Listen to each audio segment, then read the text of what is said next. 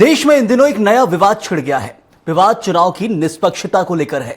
अभी तक बिहार में वोटर वेरिफिकेशन का विरोध कर रहे विपक्ष ने भी अब वोटर लिस्ट में गड़बड़ी के आरोप लगाने शुरू कर दिए हैं।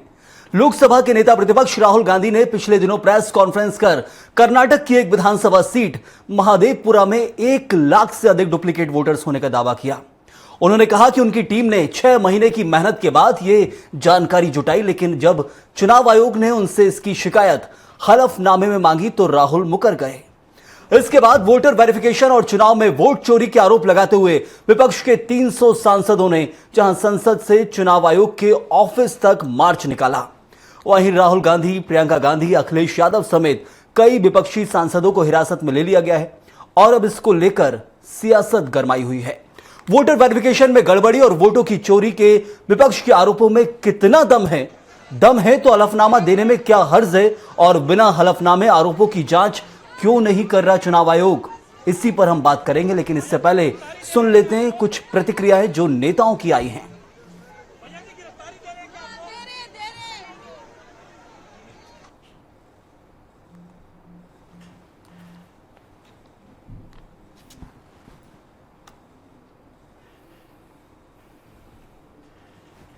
वो एक्चुअली बात नहीं कर सकते हैं।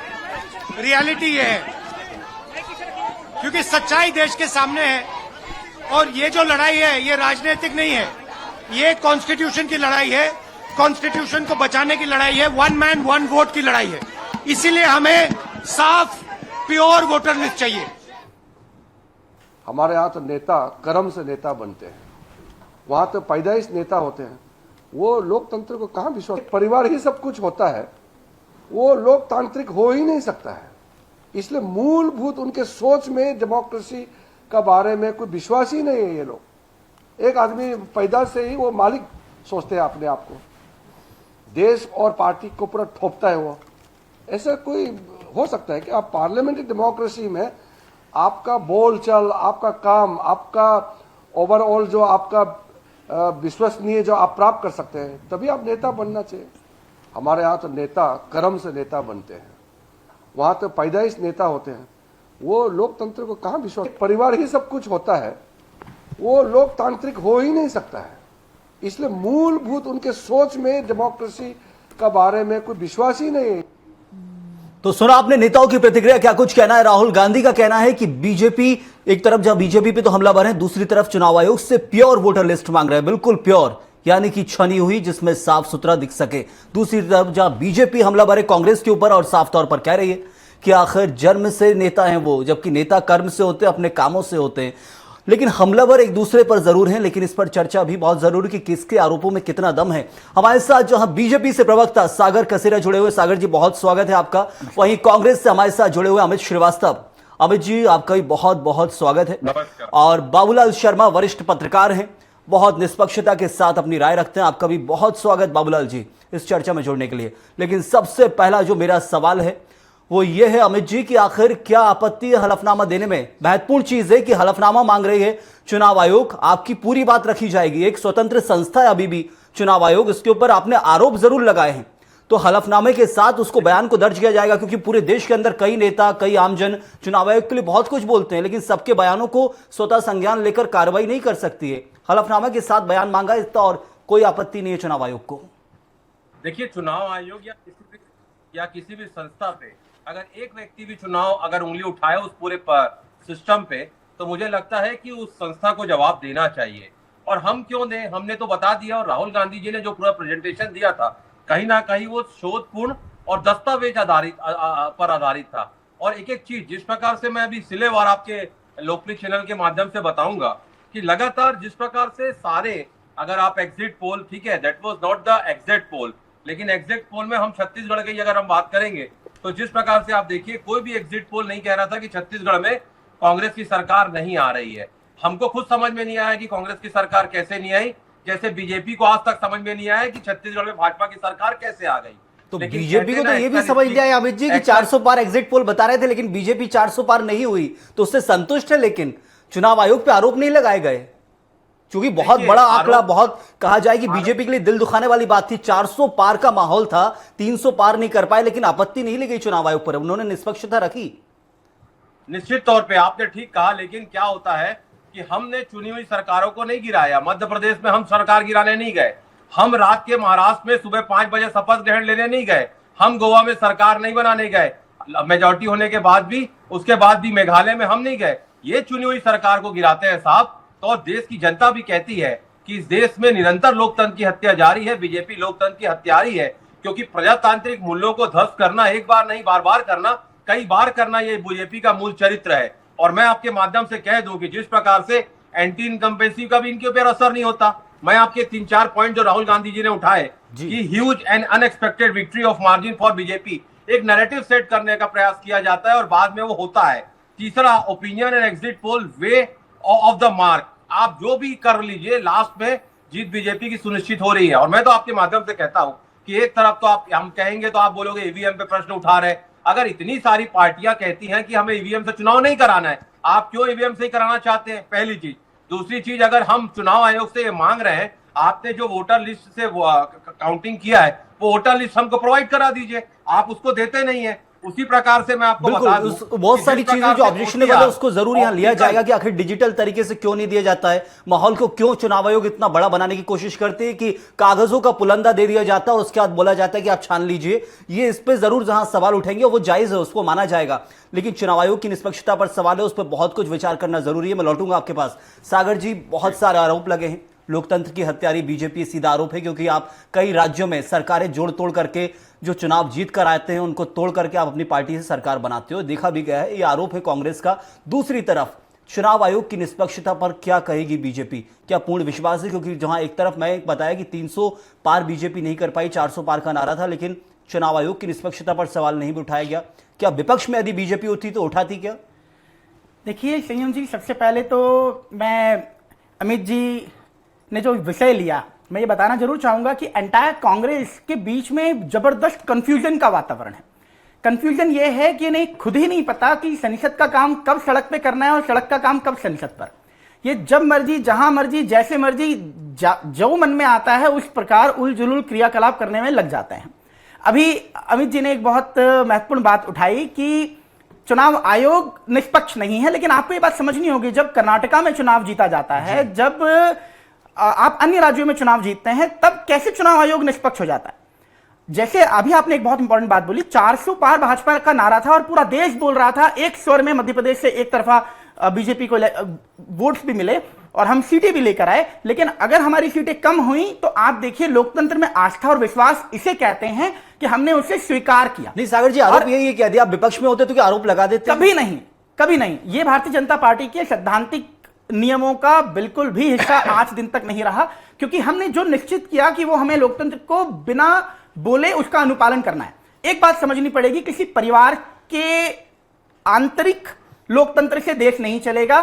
बाबा साहब अंबेडकर के लोकतंत्र से देश चलता है और जो उनके द्वारा बताए गए नियमावली है उसके अनुरूप भारतीय जनता पार्टी कार्य कर रही है और वही बहुत ही सत्यापित तरीके से देखने में आता है। जब आप चुनाव आयोग की बात करते हैं तो आपको एक बात यह भी ध्यान में रखनी चाहिए कि चुनाव आयोग ने जब आपको कहा कि आप सत्यापन करके दे दीजिए, हलफनामा दे दीजिए, तो उसे देने में आपत्ति होती क्या है?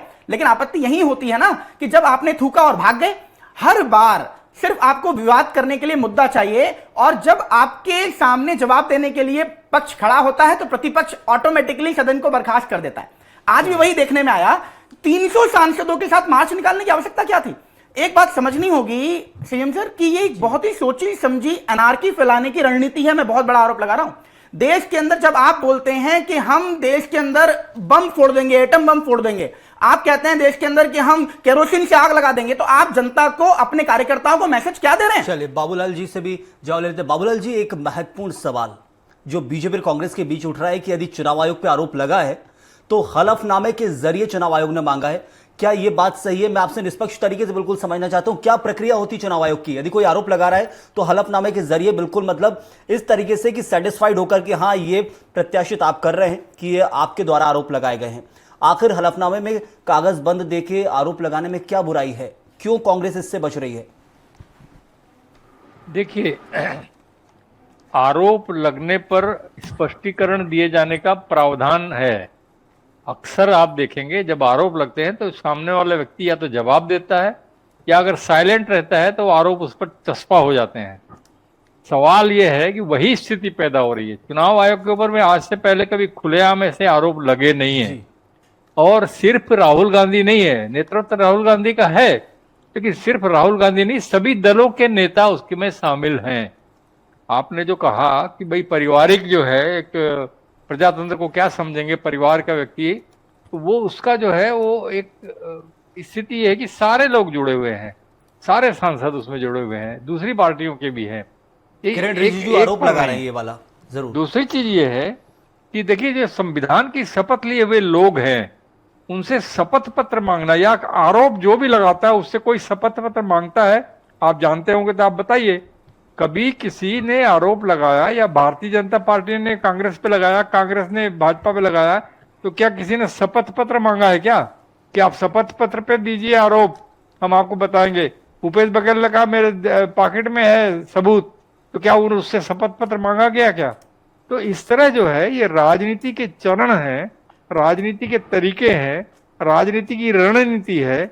उस रणनीति के तहत जो है अपने अपने दल में जो है अपनी बढ़त बनाने के लिए अपने तरीके से एक दूसरे को बदनाम करने का प्रयास कोई नहीं छोड़ता।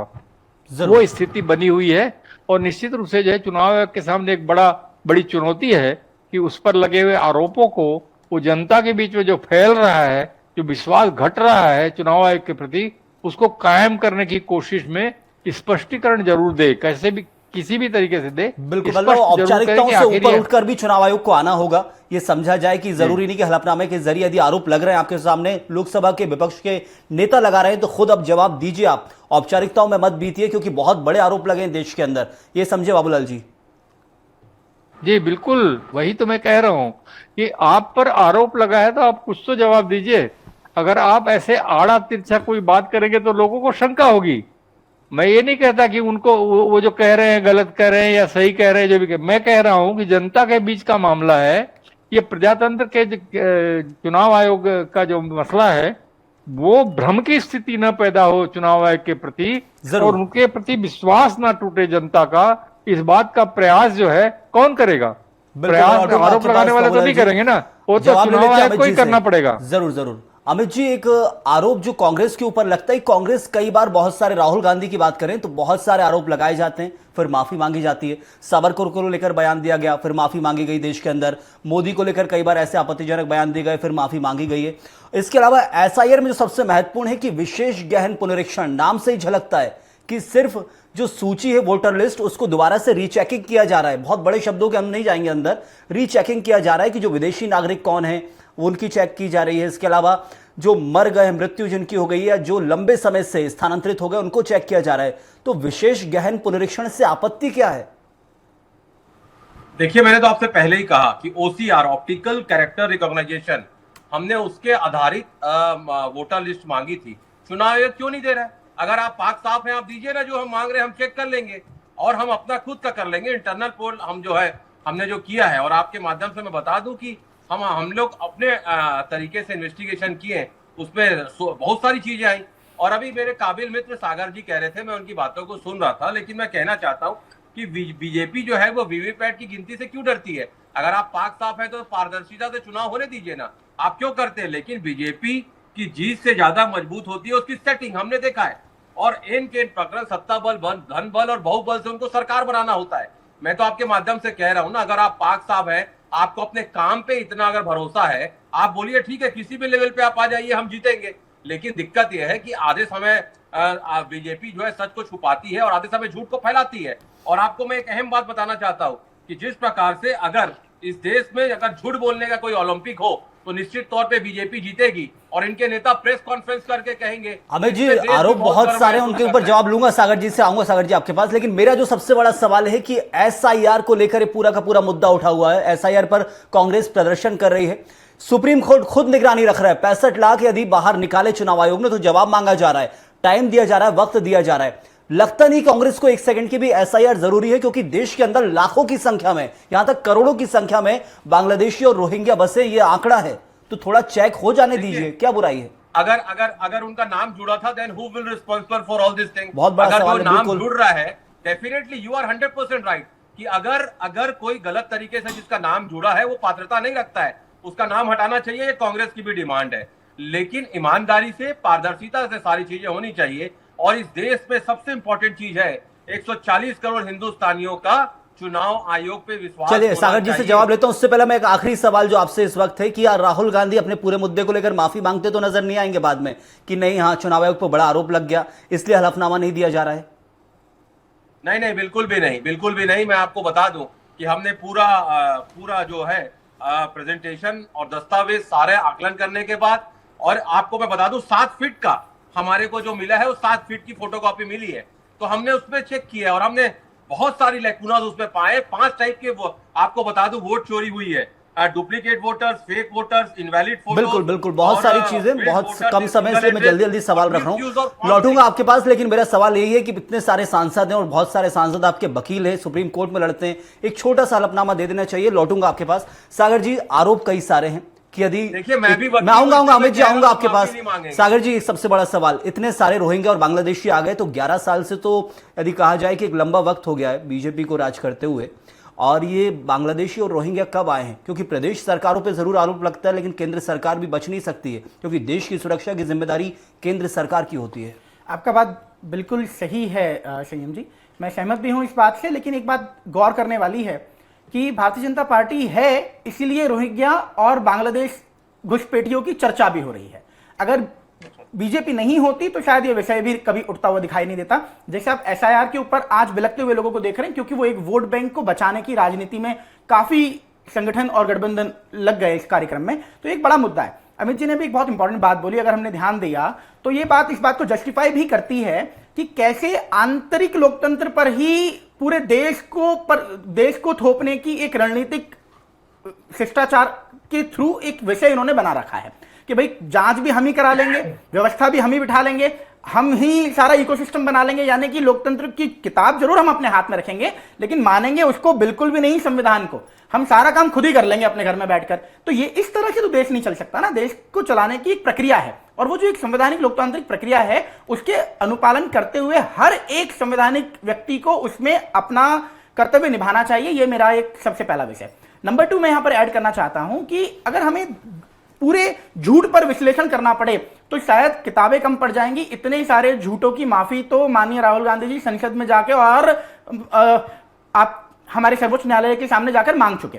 अब अभी प्रियंका जी ने का एक बड़ा वक्तव्य आया, अगर आपने ध्यान से सुना हो, कि हम तो ना तो सदन को मानते हैं, ना हम लोकतांत्रिक व्यवहार को मानते हैं, ना ही हमारा माननीय सर्वोच्च न्यायालय अगर कुछ बोलते हैं तो वो भी बेकार की बात है, हम उसे भी नहीं मानते। तो ये बात बहुत समझने वाली है कि ये एक ही दिशा पर बार बार इशारा करता है और वो ये है कि जो हमने बोल दिया मेरा वचन ही है शासन और उसी को ही माना जाना चाहिए। तो ये देश चलाने की सही प्रक्रिया नहीं है और हमें ये बात समझनी होगी और देश ये बात बहुत अच्छे से समझ रहा है। और शायद यही कारण है कि बार बार चुनाव में 19 हो गया, 14 हो गया, 24 हो गया और ये हारते हैं और इसी कारण ये नए नए बहाने खोज कर लाते हैं और फिर लोकतंत्र पर हमला और न जाने क्या और न जाने क्या। लेकिन अभी तो बढ़ोतरी हुई है, कांग्रेस को इस साल तो बढ़ोतरी हुई है और कम से कम लोकसभा में विपक्ष के नेता का पक्ष मिल गया, लेकिन 10 सालों से नहीं तो विपक्ष के नेता का पद खाली पड़ा था। मैं मानता हूं और इसीलिए ये जश्न भी इन्होंने 99 पर मनाया और इसी के कारण तो इन्हें चुनाव आयोग को धन्यवाद भी देना चाहिए ना कि यही तो उसकी ट्रांसपेरेंसी है कि इस कारण ये जीत भी पाए। जरूर अमित जी जवाब लूंगा, उससे पहले बाबूलाल जी एक बड़ी चीज, एसआईआर यदि चुनाव आयोग कर रहा है तो उसमें आपत्ति क्यों ले रही है कांग्रेस? मैं समझना चाहता हूं आपसे, क्या चुनाव आयोग इसमें भी कुछ गड़बड़ी कर सकता है एसआईआर में? देखिए एसआईआर जो है वो उसका विरोध नहीं है, विरोध उस तरीके का नहीं है। विरोध इस बात का है जो कुछ प्रमाण दिए, कुछ उदाहरण जो है, गंभीर प्रमाण जो है उदाहरण के रूप में दिए गए हैं, महत्वपूर्ण वो है, उसका स्पष्टीकरण दिया जाना चाहिए। कौन देगा, कैसे देगा, ये अलग बात है। आरोप लगा है और उदाहरण के साथ लगा है कि यहाँ ऐसा, यहाँ ऐसा, यहाँ ऐसा हुआ है, तो वो स्पष्ट कौन करेगा? चुनाव आयोग करे या सरकार करेगी? कौन करेगा? कहीं ना कहीं से उसका स्पष्टीकरण आना चाहिए कि ये आरोप गलत है, मिथ्या है।